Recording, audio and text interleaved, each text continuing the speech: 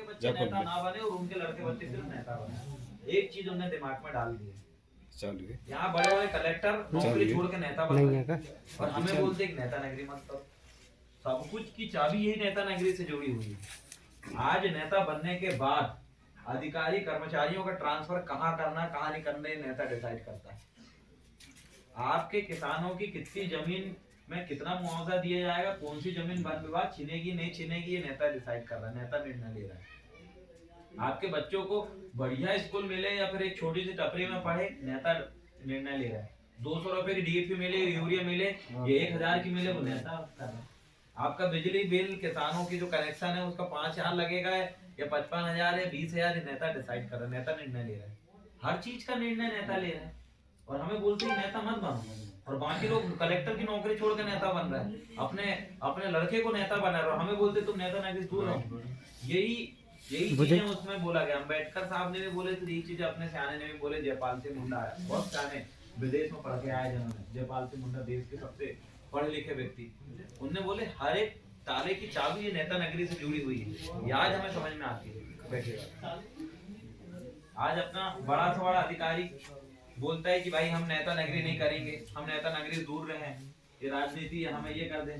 बाद में ट्रांसफर करवाने रोकवाने के लिए उन्हीं नेता नगरी के पास जाते हैं, कोई नेता नगरी के पास जाते हैं ट्रांसफर रोकवाने के लिए। मतलब ये नेता नगरी या नेता बनना कोई गलत बात नहीं है, बिल्कुल सही बात है। हमारे बच्चों को सही व्यक्ति अगर इसके लिए खड़े होंगे, जनपद के लिए, जिला पंचायत के लिए, सरपंच के लिए अच्छे लोग अगर खड़े होंगे तो उनको कोई बेवकूफ नहीं बनाएगा।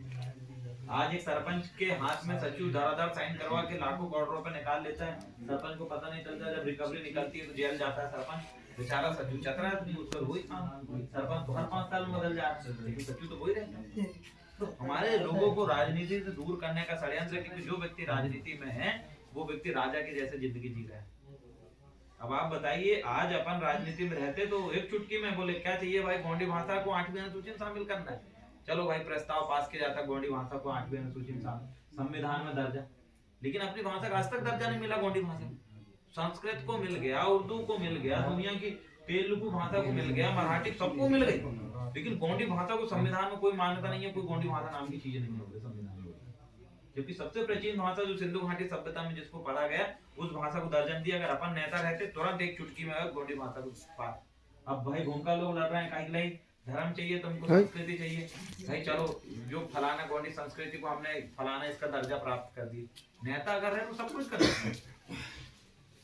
नेता अगर रहे तो अपनी लड़ाई अभी चल रही है ना जमीन जायदाद की, पैसा कानून की, उसमें नेता अगर है तो एक आदेश निकालेगा, ऑर्डर दे, विधानसभा में प्रस्ताव पास करोगे, जितने कलेक्टर हैं पैसा कानून वाले क्षेत्र में जाएंगे, बैठक लेंगे और जितने पेंडिंग मामले उनकी जमीन जायदाद लड़ाई झगड़े तुरंत जाके सुलझाएंगे, क्योंकि कलेक्टर पैसा कानून वाले एरिया में मात्र एक व्यक्ति मात्र होता है। लेकिन नेता अगर अपने हो तो होगा। हमारी क्या स्थिति है, हमारे लोग बाहर काम करने जा रहे हैं, हमारे लोगों के पास जमीन नहीं है, हमारे लोगों के घर नहीं बन पा रहे हैं। ये सारी समस्या का समाधान हो सकता है, कौन करता है? ट्राइबल एडवाइजरी कमेटी, आदिवासी सलाहकार परिषद होती है। जितने विधायक जीतन उनकी एक समिति बनाया जाता है जो आदिवासियों के विकास, विनाश और उनकी जल जंगल जमीन और सबके बारे में यही सोचती है। विनाश भी वही करती है और विकास भी वही, ये सुझाव देते हैं।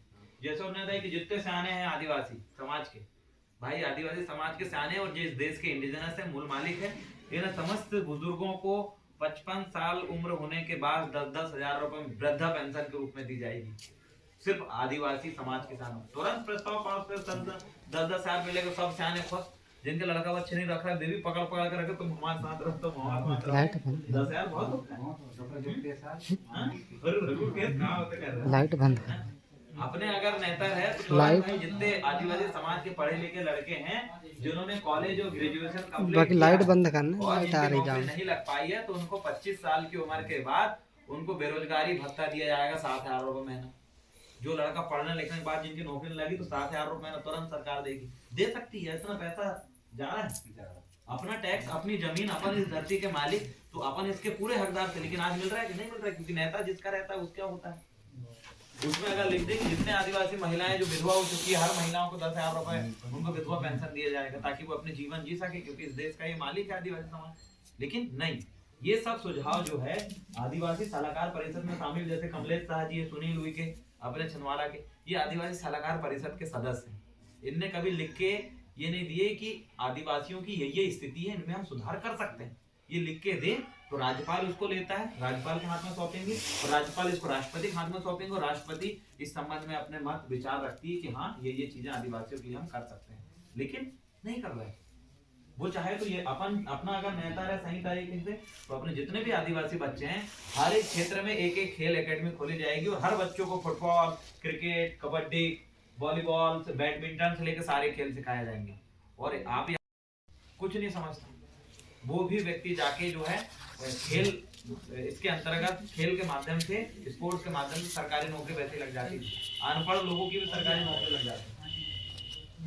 आप चाहे तीरंदाजी में आप मास्टर हासिल कर ले आपने बढ़िया उसके माध्यम से, तो आने वाले समय में सरकार आपको बहुत पेंशन देगी और वो बहुत वो बढ़ जाती है, हो सके तो नौकरी भी देती सही उम्र में, अगर आपको कर बड़ी से बड़ी नौकरी वैसे ही मिल जाती है, आपको जाने की जरूरत नहीं है, कभी बार आपको जाना है, सरकार चाहे तो सब कुछ कर सकती है।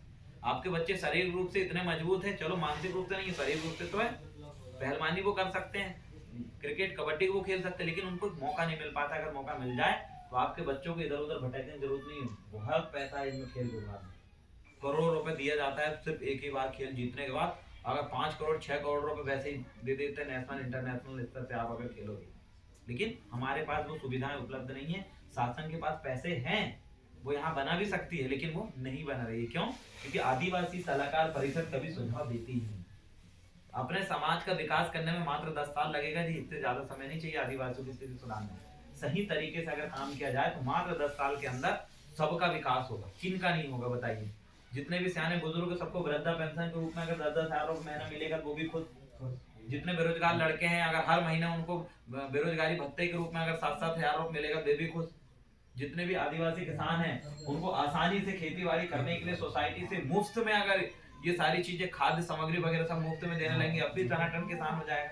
जिनकी भी खेती किसानों की, उनके लिए नियम बनाओ कि भाई जितने भी आदिवासी है जिनके पास खेती नहीं है, जो भूमिहीन है, क्योंकि आदिवासी समाज मेहनती समाज है, टेक्निकल रूप से मजबूत नहीं है, हर एक आदिवासी किसान को 7 एकड़ जमीन दी जाएगी करके प्रस्ताव पास करो संसद। आदिवासी का मूल अधिकार बनता है जमीन का। कोई भी सरकार ये नहीं बोल सकती कि आदिवासी के पास जमीन नहीं है।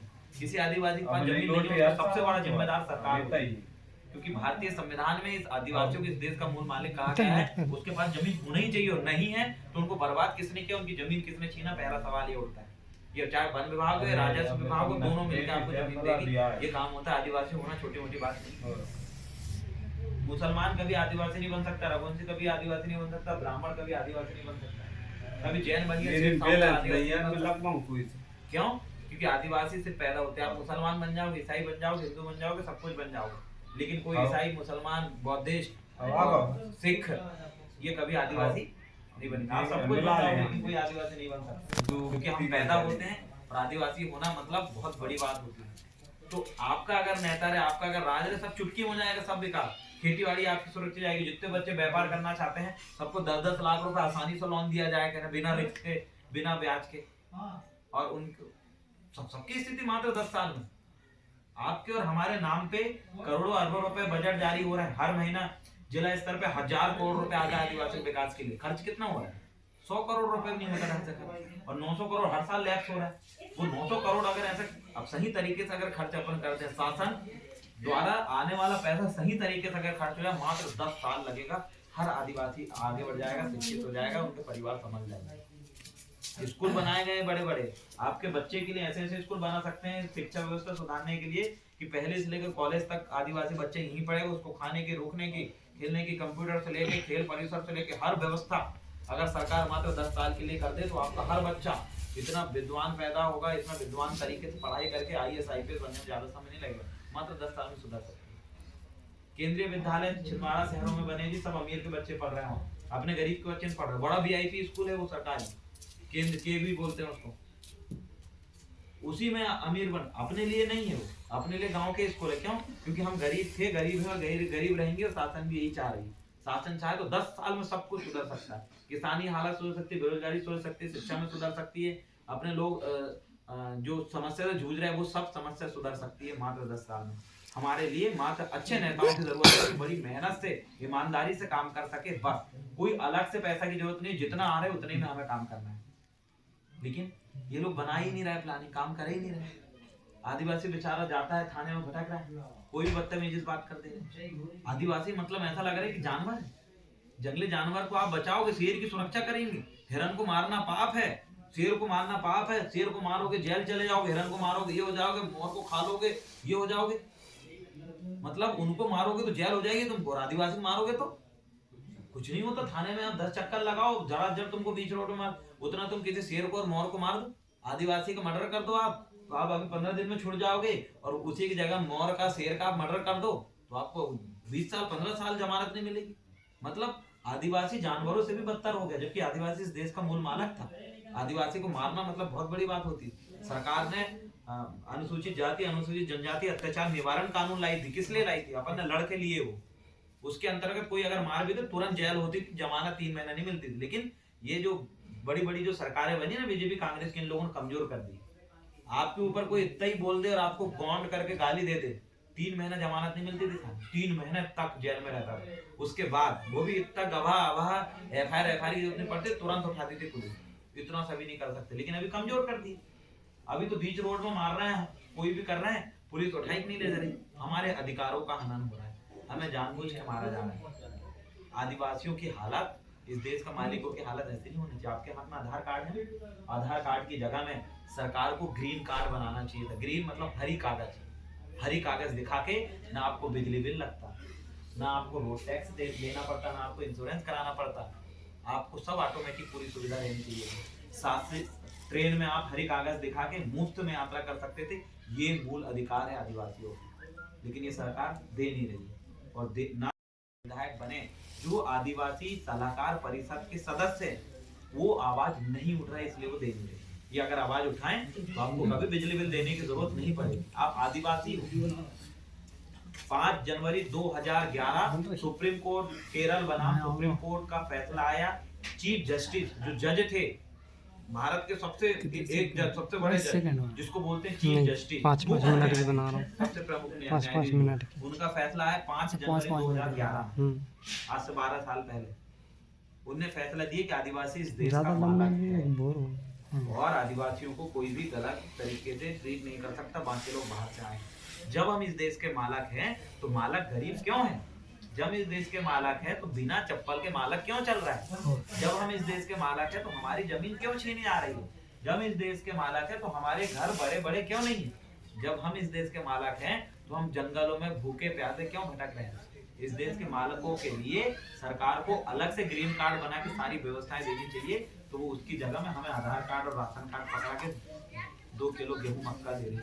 ये भिखारियों जैसा हमें दिया जा रहा है। जैसा मुर्गी को हम ऐसा दाना फटक फटक के सूपा में देते हैं ना, ये ले मुर्गी खा ले, ऐसा निकवा नुकवा जो बच्चा कूसी कूसी रहती है, वैसे ही सरकार हमें वो कूसी दे रही है। 2 किलो आना भीख दे रहे हमारे बच्चों को, आंगनबाड़ी में बच्चों को खाना दे रहे कटोरा में, भिखारी बना दिए हम। अरे इस देश के मालिक कहे जाने वाले लोगों की व्यवस्था कैसी होनी चाहिए शासन को ये भी पता नहीं है। ये इसलिए पता नहीं है क्योंकि निकम्मे विधायक, निकम्मे नेता हमने चुन के रखे। हम आज से नहीं, हम बहुत बड़े स्तर पे, अमेरिका में भी ग्रीन कार्ड का एक चलन है। हमें नहीं लगता जी कभी बसों में किराया, कभी ट्रेन में किराया, कभी बिजली बिल, कोई टैक्स नहीं देना पड़ता। अपन टोल टैक्स में भी अगर हमने हमारी कार्ड दिखा दी तो हमें कोई पैसा नहीं लगना। शासकीय अधिकारी अगर हमारा कार्ड देख रहा है तो हमें बिठा के तमीज से बात करता है, ये हमारा अधिकार। लेकिन आज हमें क्या बना दिए? हमें सबके समान बना दिए। दूसरी जात का व्यक्ति और हम में अगर अंतर करें तो सबसे नीच अपने ही नजर आते। दूसरे जात का अपने अंदर का सबसे गरीब और सबसे अशिक्षित हम नजर आते। कौन? हम, जो इस देश के मालिक है। सरकार भी मानती, शासन भी मानती, इतिहास भी बोलता है, सब कुछ बोल रहा है, नियम कानून से देश चल रहा है और नियम कानून ही बोल रहा है कि आप इस देश के मालिक हो। तो हमारे साथ स्थिति इतनी बदतर क्यों है? उसको उठाए क्यों नहीं जा रहा है? आज ब्राह्मण समाज, रघुवंशी, सवर्ण समाज और हम अगर बैठे तो वो बड़े अमीर दिखते हैं, वो बड़े अच्छे दिखते हैं, उनके घर परिवार सब अच्छे, उनसे बदतर हालात में हम इस देश के मालिकों को बनाने। और आने वाले समय में मैं आपको बताऊं, आदिवासी विहीन, गोंड विहीन देश बनाना चाहते हैं। मतलब गोंड की संख्या ही समाप्त करना चाहते हैं। इसीलिए ये हमारे क्षेत्रों को डैम में डुबा रहे हैं, इसीलिए हमारे क्षेत्रों में जंगल काट रहे हैं और यहाँ जानवर को बदल रहे हैं। हमें बोल रहे हैं कि तुम शहर के जाके किनारे बसो, कोयला निकाल रहा और हमें बोलते तुम उधर जाके बसो। हमारे लोग जंगल में रह रहे हैं तो हमें जंगल से भगा रहे हैं, बोलते हैं यहाँ से निकलो। क्यों? क्योंकि यहाँ से भगाएंगे शहर और शहर से बोलेंगे अतिक्रमण कर लिया तूने, यहाँ आके क्या झोपड़ी बना लिया, यहाँ पर तू टेकड़ी में झोपड़ी बना, अतिक्रमण करके वहां से भगा। जो लोग इधर से भागे ना देखना सब झोपड़ी बना के बोले हमने जगह सफा ली। कहाँ? अरे वो टेकड़ी में, धर्म टेकड़ी में बोले पीछे से कपड़ा लेके फिर वहां जाते हैं, वहां अतिक्रमण हटा ले नगर निगम वाले, पूरा घर द्वार फिर तोड़ फिर के आप कहाँ जाए, ना घर के रहे ना कहाँ के रहे। तुमको इधर से भी भगा रहे हैं, उधर उधर से भगाएंगे इधर। आने वाले समय में तुम कुछ दिन अपन भीख मांगेंगे और अपने बच्चे सब कुछ भूल भाल जाएंगे, फिर काहे के आदिवासी काहे के। इस देश को आदिवासी मुक्त भारत बनाने के उसमें चल रही सरकार। तो इतने बड़े षड्यंत्र से हम शिकार हो रहे हैं और हमें इस बारे में जागना है। और हम जागे हैं, हमारे तरह कई लड़के जाग चुके हैं जो अपने आप को बचाना चाह रहे हैं। आज भट्टे के भाव में हमारी जमीनें जा रही हैं। एक लड़का था, उसके 2 लड़के पैदा हुए, जमीन 2 हिस्सा हो गई। 4 एकड़ जमीन थी, एक लड़का था, उसके 2 लड़के पैदा हुए तो दोनों 2-2 एकड़ जमीन। फिर उनके 2 लड़के पैदा हुए तो 2 के 1-1 एकड़ जमीन। फिर उनके 2 पैदा हुए तो आधा एकड़। फिर उनके 2 पैदा हुए तो आधे एकड़ में भी आधा। फिर एक समय बाद आधी समा। तो अपनी तो सब कुछ खत्म होती जा रही है। लेकिन उनके में देखिए, एक दुकान खुली तो 2 लड़का पैदा हुआ, 2 दुकान। उनके 2 लड़के पैदा हुए, फिर 2 दुकान।